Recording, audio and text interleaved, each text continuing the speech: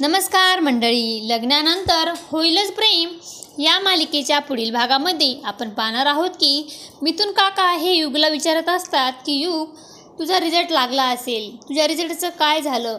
तर युग आता खूपच लपवण्याचा प्रयत्न करतो की अहो काका, रिझल्ट तर लागलाच नाही आहे अजून. तर वसुंधरा मध्येच बोलते की अरे युग बाळा, तू काही लपवायचा तर प्रयत्न करत नाही आहेस ना, आमच्याशी खोटं तर बोलत नाही आहेस ना काही. आतापर्यंत तुझा रिझल्ट लागायला पाहिजे होता.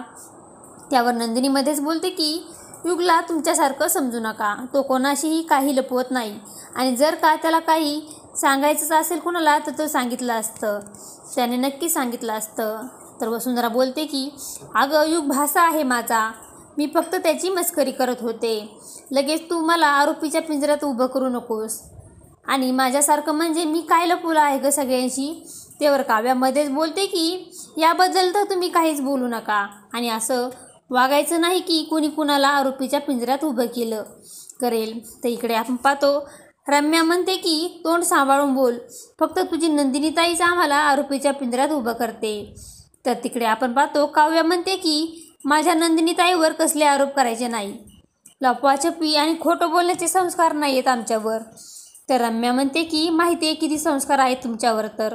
आणि हे सगळं ऐकून आता मानिनीला खूपच राग येतो आणि ती काव्याला म्हणते की आवाज खाली करून बोल काव्या, कोणाचे संस्कार कसे आहेत हे मला चांगलंच माहिती आहे. तर मित्रांनो, असं काही आपल्याला आजच्या भागामध्ये पाहायला मिळणार आहे.